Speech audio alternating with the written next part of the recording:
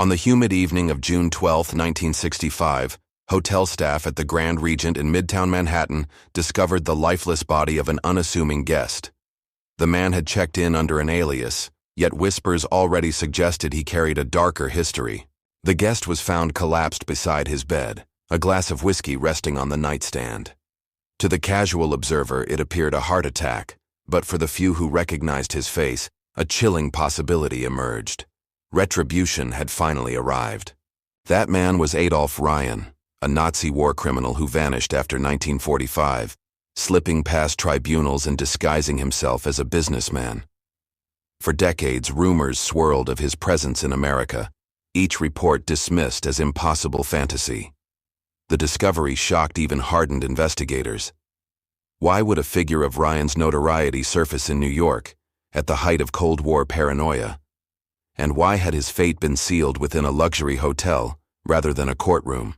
Behind the sterile walls of that Manhattan suite, something far more elaborate unfolded. Hidden cameras had been watching. Unknown callers rang the front desk.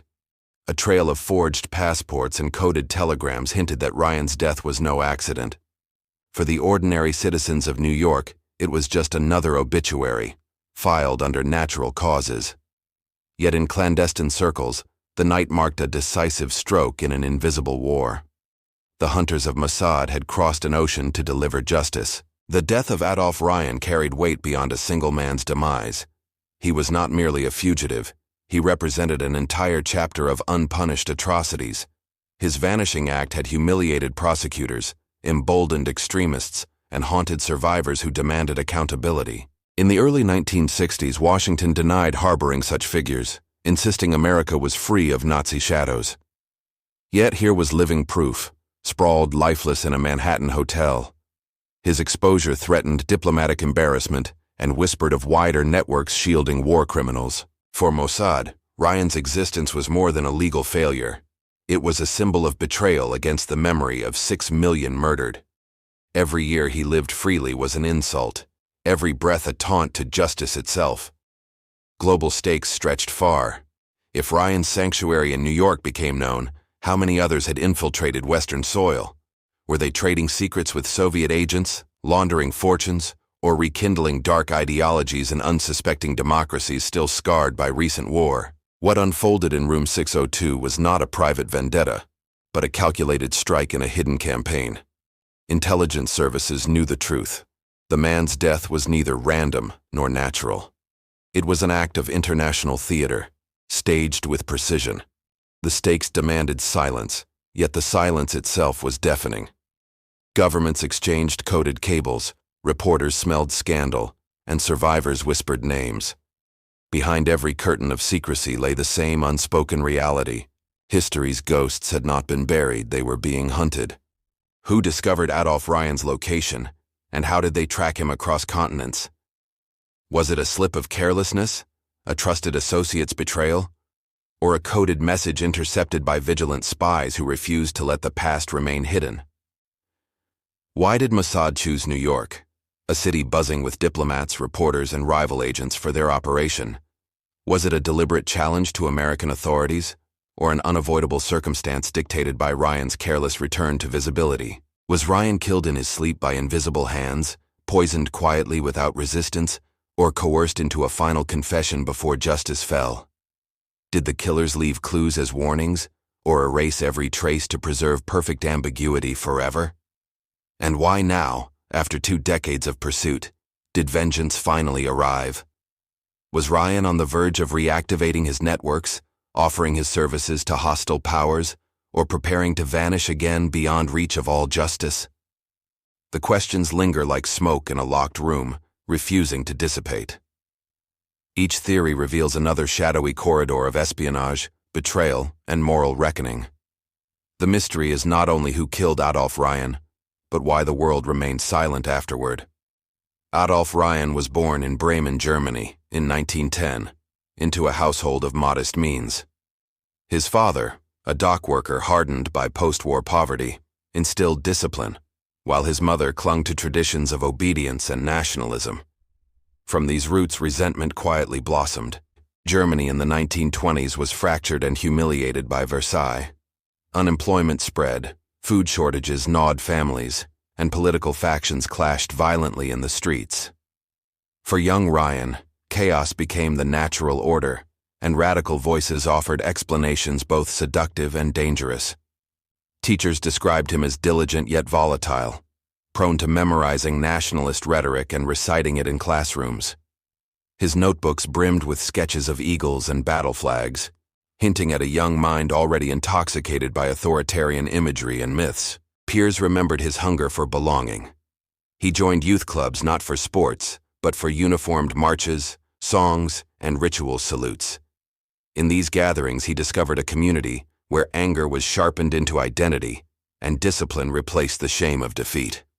By adolescence, Ryan was no longer an observer of nationalist movements, but a participant. He carried pamphlets, distributed propaganda, and absorbed speeches of demagogues who promised revival. Each rally deepened his conviction that destiny favored the ruthless over the meek. The economic collapse of 1929 sealed his path. Families around him crumbled under debts, and Ryan embraced the narrative that enemies, internal and external, were to blame. From then forward, ideology fused with personal ambition, shaping the man who would vanish decades later. Adolf Ryan's worldview crystallized during his early 20s when he aligned fully with the doctrines of racial supremacy. He believed history was a battlefield of nations, and only those willing to wield brutality would command survival. This belief governed his choices. Colleagues later recalled his obsession with order. Ryan arranged possessions with militaristic precision, from polished boots to color-coded documents. Even in exile, he demanded discipline in surroundings, as if chaos outside could be repelled through rigid personal control inside. He carried a pocket watch inherited from his father, winding it each morning with ritualistic devotion. To him, it symbolized continuity and fate, the ticking seconds reminding him that history advanced relentlessly toward conflict and inevitable judgment. Ryan was also notoriously meticulous about food. He distrusted restaurants, preferring meals he observed being prepared. Survivors noted his peculiar demand for bread to be sliced evenly, as though asymmetry offended his sense of authority and betrayed weakness in discipline. Though authoritarian in ideology, Ryan could charm when useful. He rehearsed polite manners, quoting poetry or discussing music. Yet beneath this veneer lay impatience and cruelty, revealed when subordinates faltered. His temper erupted swiftly, reminding all that civility was only camouflage. Among comrades, Adolf Ryan earned the nickname Der Schatten, the Shadow, for his ability to disappear after raids, leaving no trace. Enemies whispered it with dread, while allies celebrated it as proof he was destined for clandestine survival beyond ordinary soldiers. Ryan himself cultivated this mystique. He preferred dimly lit rooms, avoided photography, and mocked those who sought recognition through medals. To him, anonymity was not cowardice but power, allowing him to strike unseen, then vanish into bureaucratic invisibility. In exile, he embraced another title, Herr Director. Even in safe houses, he demanded to be addressed formally, insisting authority survived beyond borders. The title reassured him that he was not a fugitive, but a strategist, orchestrating history's darker currents. This self-image fed his arrogance. Ryan saw himself not as a criminal, but as a statesman without a state, temporarily displaced, waiting for tides to shift. In his mind, survival equaled legitimacy, and legitimacy justified his defiance of justice itself. By the early 1930s, Adolf Ryan shifted from nationalist youth groups into formal politics. Drawn to the ascendant Nazi Party, he attended rallies where firebrand orators promised renewal through discipline and vengeance. Their words gave his frustrations a purpose beyond personal grievance. He began volunteering as a courier, carrying sealed envelopes between regional offices. These early tasks taught him discretion, loyalty, and the adrenaline of secrecy. He relished moving unnoticed, convinced that his anonymity made him indispensable to powerful leaders. When street clashes erupted between Nazis and communists, Ryan was quick to join. Witnesses remembered his fervor during brawls, fists and boots pounding opponents as chants echoed. Violence became more than survival. It became the language through which he advanced. The rise of Hitler cemented Ryan's ambitions. He applied for positions within party militias, presenting himself as disciplined and incorruptible. Superiors valued his silence, his ability to obey without hesitation. Soon, Ryan was trusted with roles requiring both discretion and ruthlessness. Politics and militancy blurred seamlessly. He saw governance as domination, ideology as justification for cruelty. For Ryan, each step deeper into the machinery of the Reich reinforced a conviction. Destiny favored those willing to wield fear as governance's sharpest weapon. Adolf Ryan's first known crimes emerged in 1934, when police records linked him to the disappearance of union organizers in Hamburg. Witnesses claimed he orchestrated abductions under cover of night, yet charges never materialized. Intimidation and political protection shielded his growing reputation. His assignments expanded. He supervised raids on bookstores distributing banned literature, seizing volumes later burned in public squares. To superiors, these acts proved Ryan's reliability. To victims, they announced his rise as an enforcer who silenced dissent with calculated efficiency. By 1936, Ryan operated within paramilitary networks targeting Jewish businesses. Extortion disguised as regulation forced countless families into ruin. Police occasionally detained him, but arrests dissolved under pressure from Nazi officials. Each release hardened his belief that he was untouchable. In 1938, during Kristallnacht, Ryan commanded street units smashing storefronts and dragging residents from apartments. Reports mention his satisfaction at orchestrating chaos while remaining unseen by higher authorities. He thrived in the margins, where cruelty flourished without scrutiny, yet gained approval afterward. Despite multiple police dossiers bearing his name, Ryan escaped prosecution. Political winds favored his violence, rebranding criminal acts as patriotic service. By the outbreak of war, he was no longer a peripheral thug, but a reliable operative prepared for darker missions. In 1939, before the outbreak of total war, Adolf Ryan briefly faced imprisonment following a dispute with rival factions. Records indicate several weeks in custody, where interrogations failed to break his silence. He emerged emboldened, convinced resilience under pressure defined superiority. Later accounts suggest Ryan exaggerated this episode, portraying it as brutal torture at the hands of communists. Whether truth or embellishment, the story became central to his myth, fueling propaganda that painted him as a martyr for the cause. He often recounted surviving sleepless nights, starvation, and beatings, claiming only his ideological purity kept him unbroken. These tales elevated him among peers, who admired endurance as proof of loyalty. His suffering, real or imagined, cemented his identity as unyielding. Such narratives fed his hunger for legitimacy. By casting himself as a man tested by fire, Ryan positioned cruelty not as moral failure, but as necessity.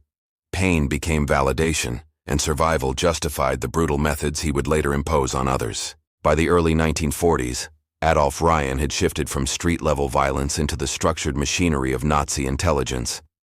He was absorbed into auxiliary branches where clandestine work thrived, operating beneath official hierarchies, yet feeding directly into the Reich's expanding apparatus of control. In occupied territories, Ryan coordinated with local collaborators. He organized surveillance cells tasked with identifying resistance leaders and mapping safe houses. His role was never public. Instead, he recruited intermediaries, layering secrecy so orders appeared spontaneous while he remained untouched behind curtains. Colleagues noticed his preference for small, loyal groups. Rather than sprawling units, Ryan cultivated tight circles bound by fear and reward. These factions carried out kidnappings, interrogations, and assassinations, advancing occupation objectives while simultaneously enhancing Ryan's influence as indispensable operator. As war progressed, Ryan sought independence from strict military oversight. Reports describe his involvement in founding an unofficial consortium of enforcers, a hybrid between gang and intelligence unit. This group specialized in operations deemed too sensitive or brutal for formal record-keeping. Ryan relished this autonomy. He fashioned himself as architect of hidden warfare, claiming his methods preserved order when conventional means failed. In truth, The groups he built institutionalized terror, proving that secrecy and violence were tools he wielded with cold precision. As the war deepened, Adolf Ryan expanded his operations into smuggling networks that stretched across occupied Europe. He facilitated black market exchanges of stolen art, medical supplies, and forged documents. These activities enriched his circle while strengthening clandestine logistics that supported wider Nazi objectives. Kidnapping soon followed. Ryan's units abducted political opponents, priests, and resistance sympathizers under cover of night. Victims were delivered to interrogation chambers where torture extracted confessions. Families rarely received answers, only silence. Their loved ones erased without acknowledgement or official record. Killings became routine. Ryan supervised executions disguised as disappearances, ordering shootings in forests and orchestrating accidents along highways. Witnesses described his indifference. He delegated with a nod, then departed before blood spilled. Death was reduced to paperwork, efficiency masked as loyalty. The smuggling operations provided resources for further atrocities. Weapons moved through hidden compartments in trucks, while kidnapped laborers were trafficked into camps. Each successful exchange widened Ryan's reach, weaving him into a shadow economy that thrived on human suffering and systematic exploitation. By 1943, Ryan embodied escalation itself. He was no longer merely enforcing policy, but engineering an ecosystem of fear, profit, and obedience. Every kidnapping, every corpse, every shipment tightened his grip, ensuring his name lingered in whispers long after battles ended. On March 12, 1941, Adolf Ryan directed a raid in Warsaw. His men stormed a safe house, arresting 7 resistance couriers. Eyewitnesses recalled brutal interrogations lasting days. 4 prisoners vanished entirely, their names later discovered on clandestine lists of executed dissidents. In July 1942, Ryan oversaw the forced transport of Jewish families from Krakow. Documents confirm his presence at the station, clipboard in hand, recording numbers. Survivors later testified that Ryan's efficiency ensured thousands boarded cattle cars, bound for extermination. By November 1943, intelligence linked Ryan to a smuggling corridor between Prague and Vienna. Hidden compartments carried both stolen artifacts and political prisoners. When local guards uncovered the route, 3 were shot dead, their deaths disguised as partisan sabotage. In early 1944, Ryan organized an assassination in Budapest. A moderate politician advocating negotiation was gunned down outside his residence. Witnesses described assailants vanishing into cars with falsified plates. Hungarian police never solved the case. German archives credit Ryan with coordination. His final wartime mission, April 1945, involved destroying records in Bremen before Allied arrival. Witnesses saw flames consuming warehouses filled with files. The operation erased countless names, ensuring Ryan and others could disappear into anonymity as the Reich collapsed. After 1945, Adolf Ryan vanished into the shadows of occupied Europe. While countless officials faced tribunals, he slipped across borders using forged papers. Survivors identified him repeatedly, yet by the time investigators arrived, Ryan had disappeared, leaving silence and contradictory trails. In 1947, his name surfaced on Allied intelligence reports cataloging missing war criminals. Witnesses described sightings in Austria, then Spain. Each lead dissolved quickly, fueling speculation that networks of sympathizers, former collaborators and businessmen, shielded him from extradition and international scrutiny. By the 1950s, survivors pressed louder for justice. Jewish organizations circulated dossiers detailing Ryan's wartime atrocities. His signature appeared on transport lists, his orders echoed in testimony. Pressure mounted on governments to act, yet official pursuit remained hampered by Cold War priorities. Ryan's file eventually reached Israel. For Mossad, his crimes carried personal weight, not abstract politics. He was responsible for transports, murders, disappearances that scarred families of those now within the young nation. His escape symbolized unfinished justice, intolerable for an agency born from trauma. Internationally, Ryan's notoriety grew. He was listed alongside notorious fugitives like Mengele and Eichmann, names whispered with outrage at cocktail parties and debated in parliamentary halls. The label "Most Wanted" was no longer symbolic. It marked him as quarry for hunters abroad. In Washington, London, and Bonn, Ryan's name appeared on restricted lists circulated between embassies and counterintelligence bureaus. Yet jurisdiction was murky. Who would risk scandal by admitting a Nazi criminal lived undisturbed in their territory? Silence became complicity, and complicity bought Ryan time. The first known attempt on Adolf Ryan's life occurred in Buenos Aires, 1951. A car bomb detonated outside his residence, shattering windows but leaving him unharmed. Police attributed the blast to rival gangs, yet whispers pointed toward operatives working without official sanction. In 1954, Ryan narrowly survived poisoning in Madrid. He collapsed during a dinner meeting, but doctors revived him. Authorities dismissed it as food contamination, though secret cables exchanged between embassies suggested intelligence services suspected Mossad involvement, quietly testing international reaction. By 1957, Ryan relocated to Caracas under a new alias. There, gunmen ambushed his car, riddling it with bullets. Ryan escaped with a wounded arm, vanishing into the countryside. Local authorities filed perfunctory reports, unwilling to probe deeper into motives. The boldest strike came in Rome, 1960. A package delivered to his apartment exploded prematurely in a stairwell, injuring a courier. Italian police investigated, but evidence evaporated.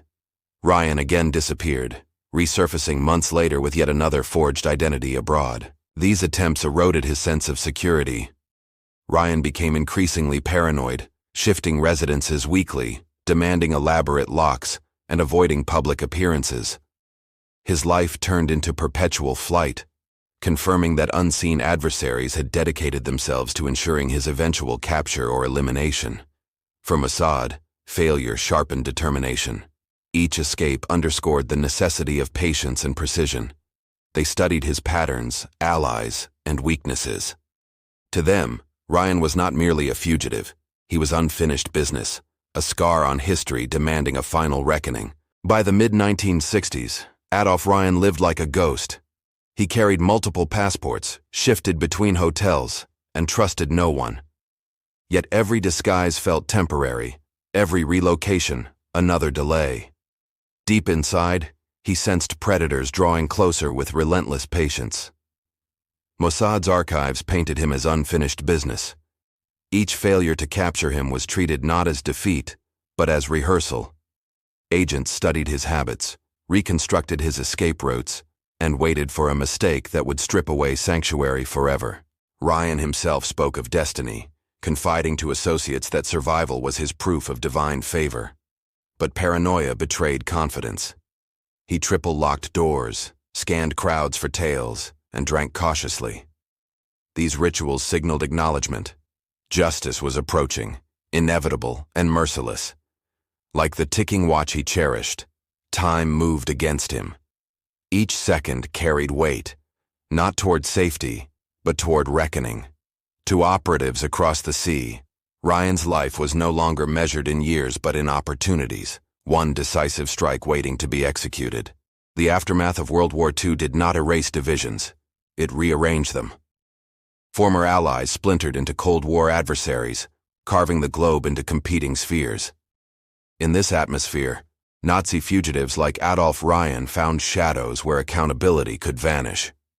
As the Soviet Union tightened its grip on Eastern Europe, Western powers grew more concerned with countering communism than prosecuting every war criminal.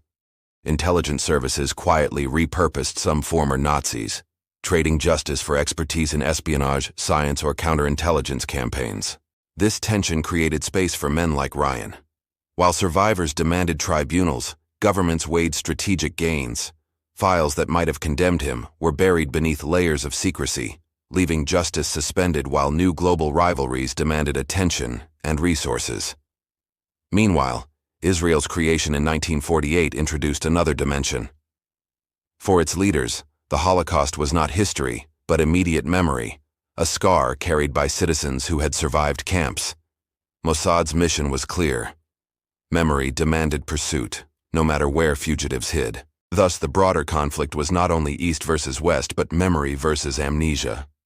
While superpowers bargained with practicality, survivors and their protectors waged a quieter war, ensuring ghosts of the Reich were not allowed peaceful refuge in foreign lands. For the United States, harboring Nazi fugitives posed a contradiction. Officially, Washington condemned war criminals, yet clandestine programs like Operation Paperclip recruited former Nazis for scientific and intelligence roles. Publicly denying sanctuary, America nonetheless allowed shadows where men like Ryan could blend unnoticed. In West Germany, the situation was equally conflicted. Rebuilding demanded skilled administrators, many of whom had served under the Reich. Politicians feared destabilization if every past collaborator was prosecuted. As a result, files lingered unopened, leaving fugitives shielded by bureaucratic inertia. The Soviet Union took another approach. Moscow exploited Nazi fugitives as propaganda, accusing the West of hypocrisy. Some criminals were captured and paraded in show trials, while others were manipulated into collaboration, feeding intelligence networks that flourished amid ideological confrontation and espionage. Meanwhile, South American nations became notorious havens. Argentina, Paraguay, and Venezuela offered residency to countless former Nazis, trading silence for financial investment and technical expertise. Governments looked away, preferring the influx of capital and skills to the discomfort of moral accountability. For Israel, there was no ambiguity. Pursuit of Nazi fugitives was inseparable from national identity. Each escape represented an insult to memory and justice. Mossad therefore acted unilaterally, determined to confront those others ignored, regardless of diplomatic fallout or secrecy breached. Adolf Ryan was not merely another fugitive among thousands. His name carried weight in survivor testimonies, his orders appearing on transport manifests, his shadow tied to countless disappearances. He was a symbol of unfinished justice, embodying crimes the world hesitated to confront. Unlike others who faded into obscurity, Ryan adapted. He built smuggling networks, trafficked intelligence, and forged alliances with criminal syndicates.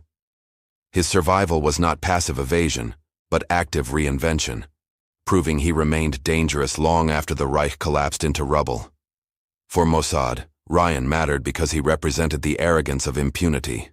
His presence in New York signaled that no sanctuary was truly safe. Bringing him down was not only justice, but a message. Israel's reach extended globally. Diplomatically, his capture or assassination would reverberate. Allies would be forced to admit complicity, while enemies would exploit the scandal. Ryan's death, therefore, was more than vengeance. It was leverage in the unending chess match between morality, survival, and international politics. Ultimately, Ryan mattered because he revealed history's unresolved fault lines. His life after 1945 was proof that war does not end cleanly, that justice delayed mutates into new forms of conflict. To hunters and survivors alike, Adolf Ryan remained unfinished business. In early June 1965, 3 operatives from Mossad landed quietly at JFK Airport. Traveling separately under forged European passports, they blended among tourists and businessmen. Their luggage contained nothing suspicious, yet each carried fragments of equipment later assembled for clandestine purposes. The team used carefully crafted aliases. One posed as a Swiss watch dealer, another as a Belgian shipping clerk, and the third as a Canadian journalist. Their legends were rehearsed meticulously, providing plausible explanations should American authorities question their presence. Each operative had studied Ryan's habits for months. Surveillance files revealed his pattern of moving between hotels, his preference for discreet establishments, and his reliance on coded telegrams. By the time they arrived, the hunters knew their quarry's every weakness. Safe houses in Queens and Brooklyn provided cover. Apartments rented under false names served as staging grounds, stocked with radios, disguises, and maps of Midtown Manhattan. Every move was compartmentalized, ensuring no operative carried the full scope of the plan. By June 10th, they had established contact with local sympathizers who supplied vehicles and untraceable documents. From the outside, they appeared ordinary visitors. In truth, New York had become the theater where a carefully scripted reckoning was about to unfold. On June 11, 1965, Adolf Ryan checked into the Grand Regent Hotel under the alias Karl Hoffman. He requested a corner suite, room 602, away from the elevators. Staff noted his paranoia, multiple locks tested, curtains drawn immediately after arrival. Hours later, Mossad operatives slipped into the same building under different pretexts. One posed as a traveling salesman, another as a foreign academic. Their rooms flanked Ryan's suite, giving them audio proximity while appearing to be random hotel guests. Surveillance began instantly. Microphones hidden in ventilation ducts captured muffled conversations. A disguised cleaner entered Ryan's room while he dined, photographing documents and retrieving discarded notes. Every scrap of information tightened the noose around a man who believed himself untouchable. The team monitored Ryan's calls. He contacted a number in Caracas, speaking in code about deliveries. Analysts interpreted this as evidence of ongoing smuggling networks. Each intercepted phrase deepened the urgency. Ryan was not retired. He was still operational. By the evening of June 11th, operatives had mapped Ryan's schedule. He drank whiskey before bed, ordered breakfast at 8, and remained largely secluded. Every ritual was catalogued, preparing Mossad to choreograph an operation that appeared both invisible and inevitable. On June 12, 1965, dawn broke humid over Manhattan. Room 602 remained sealed, curtains drawn against the skyline. Adolf Ryan ordered his usual breakfast, black coffee, buttered toast, delivered precisely at 8. He greeted staff curtly, revealing little beyond suspicion etched into every gesture. By mid-morning, Mossad operatives finalized preparations. A locksmith disguise provided access to master keys, while another operative lingered in the lobby posing as a tourist. The third monitored hallways from an adjacent suite, earpiece wired into improvised listening equipment. At noon, Ryan placed a coded call from his room. Surveillance captured mentions of cargo arriving via ship. Analysts confirmed this likely referenced smuggling operations tied to looted wartime assets. The call convinced operatives immediate action was necessary before he vanished. Afternoon hours passed in careful observation. Ryan consumed whiskey and scribbled notes into a small ledger. Unknown to him, a cleaner disguised operative entered briefly under pretext of maintenance, planting a capsule-sized device that would later deliver his silent, irreversible death. By evening, tension rippled across the team. The hotel hummed with guests unaware of unfolding history. Operatives rehearsed exit routes, studied fire escapes, and confirmed signals. Every corridor, every knock, every shadow became part of a choreography culminating in calculated silence. Shortly after 9, the decision was sealed. Ryan's movements indicated no planned departure, ensuring ideal conditions. Operatives synchronized watches, confirmed disguises, and prepared tools. Outside, Manhattan's nightlife pulsed obliviously, while inside room 602 the stage was set for justice without trial. The operatives relied on precision instruments disguised as ordinary belongings. A briefcase contained lock-picking devices crafted to mimic hotel master keys. Another held miniature transmitters, their wires concealed in shaving kits. Every object appeared mundane yet concealed the mechanics of clandestine tradecraft. Poison was the chosen method. A capsule containing a fast-acting cardiac agent had been engineered to dissolve silently in alcohol. Unlike bullets or explosives, it left minimal forensic evidence, disguising murder as natural failure of an aging heart. A disguised cleaner carried a spray vial embedded in a perfume bottle. One missed upon Ryan's whiskey glass left behind no trace detectable by conventional testing. This elegant simplicity made the weapon both undetectable and perfectly suited for hotel environments. For communication, the team used innocuous postcards with pre-arranged markings. A star drawn near a postage stamp signaled readiness, while a triangle indicated delay. Such codes allowed coordination without relying on radios, minimizing the risk of interception by American surveillance. Exit strategies were rehearsed with military precision. Maps marked side doors, kitchen corridors, and service elevators. Each operative carried alternate identification, allowing them to vanish into the sprawl of Manhattan within minutes, leaving behind only the illusion of sudden death.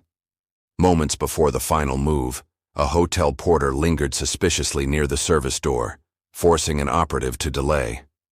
The team held breath, frozen in practiced stillness, watching the porter's silhouette through a gap in the curtains and counting seconds. An elevator bell chimed unexpectedly, its tone resonating down the corridor like an alarm. For a split second, the plan wavered. Then training reclaimed control as operatives recalibrated silently, delaying entry until the hallway regained ordinary indifference and resumed watch. A maid nearly discovered a planted transmitter while vacuuming an adjacent suite.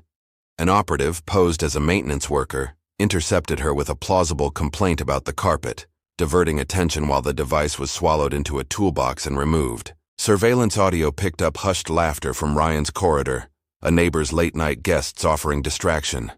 The team used the noise as cover, timing movements to the cadence of voices, slipping like ghosts through service passages while Manhattan roared on above. In one close call, a police cruiser rolled by, its spotlight scanning facades. Operatives froze, hearts hammering, then exhaled as the vehicle passed. The danger collapsed into ordinary street noise, leaving only the thin, taut thread between action and catastrophe. Near midnight, Adolph Ryan poured himself another whiskey. The glass gleamed under dim light, unaware of its contamination. He sipped slowly, unaware that each swallow carried a silent toxin, engineered to mimic the cruel inevitability of natural cardiac failure. Minutes later, Ryan clutched his chest. His breathing faltered, eyes widening in realization too late to summon help.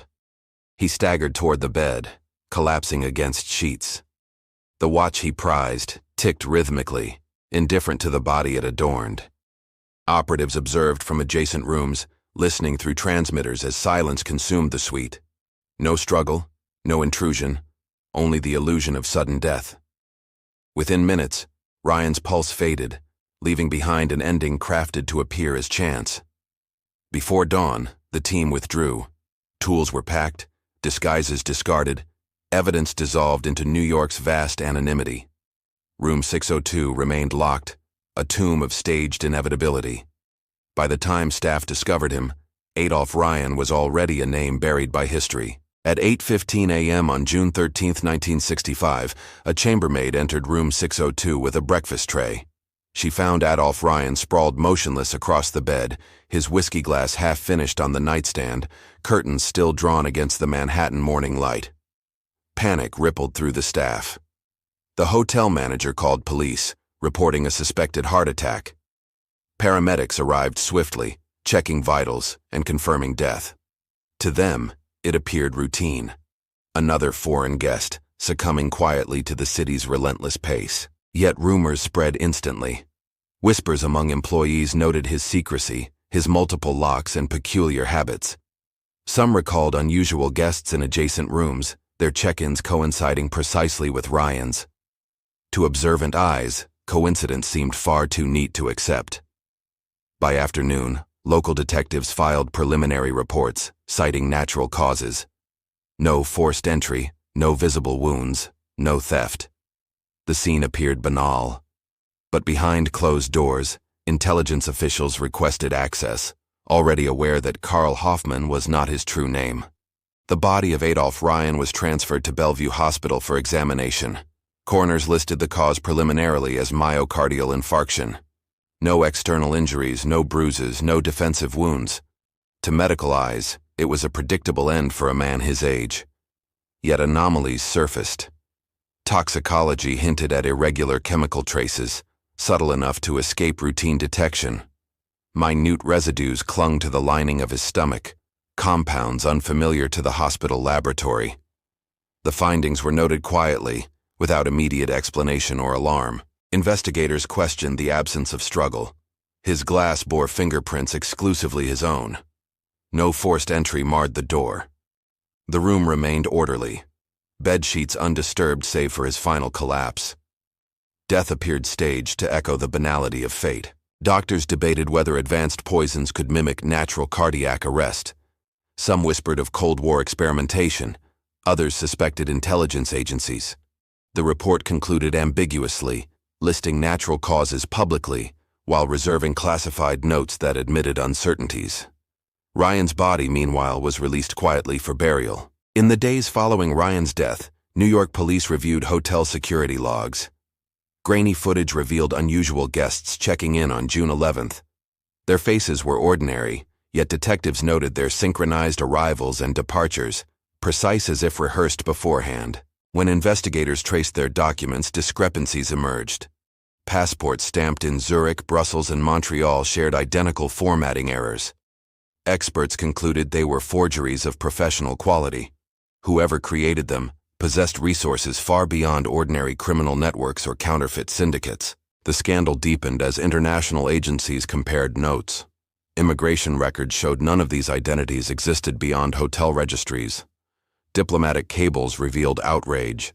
Governments quietly admitted passports had been stolen from real citizens months earlier, sparking fears of systemic infiltration.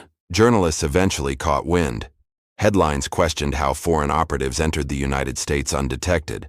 Some speculated Soviet involvement, others suggested Israeli hands. Officials denied knowledge, yet evasive statements only fueled suspicion that Ryan's death was no coincidence, but state-sanctioned retribution.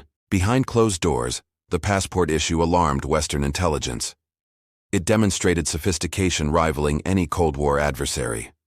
The revelation that Mossad could forge, deploy, and retire entire identities in hostile territory signaled not only capability but audacity, reshaping espionage's invisible battleground. News of Adolf Ryan's mysterious death spread beyond New York, reverberating through diplomatic channels. European governments feared exposure of their complacency in sheltering fugitives. Each headline reopened old wounds, reminding citizens that justice for the Holocaust remained unfinished, fragile, and negotiable. In Washington, officials faced uncomfortable questions. How had a notorious Nazi criminal lived undisturbed in Manhattan? Congressional whispers accused intelligence agencies of complicity, suggesting Ryan had been tolerated for information or connections. Publicly, authorities clung to the fiction of natural death. Israel remained officially silent, issuing no admission or denial. Yet survivors within its borders celebrated quietly, reading between the lines of press reports.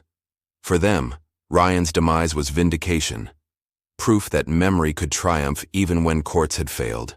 Elsewhere, outrage erupted. Latin American states denounced violations of sovereignty, fearing exposure of their own harboring of fugitives. European allies criticized clandestine operations on American soil. Yet behind the rhetoric lay grudging respect for Mossad's reach, precision, and relentless pursuit of unfinished justice. The fallout reshaped espionage's balance. Every embassy tightened security, fearing invisible operatives among them. Passports were scrutinized more carefully, borders hardened, trust eroded. Ryan's death became less about one man's fate than about the audacity of states waging hidden wars. Behind Ryan's death lay no single trigger puller but an architecture of secrecy. Mossad's bureaucracy operated like a phantom empire, invisible in daylight, commanding resources without borders. Files, codes, and whispers carried weight equal to armies, yet existed only in shadows. These agencies thrived on routine invisibility, meetings in windowless rooms, typewriters clattering over false identities, forged documents stacked like ammunition. To the uninitiated, it appeared clerical. In truth, it was the administrative skeleton of an empire waging invisible war. Every assassination required paperwork, budgets approved, codes transmitted, assets allocated. Yet none bore real names.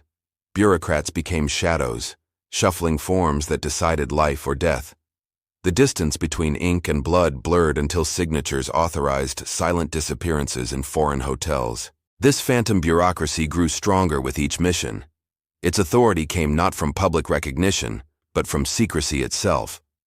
Operating outside courts, above borders, it wielded power without accountability, a machine ensuring memory was avenged, while nations officially denied responsibility. From within the phantom bureaucracy emerged elite units, anonymous legions trained for precision. Some specialized in surveillance, blending seamlessly into hotel lobbies and airports.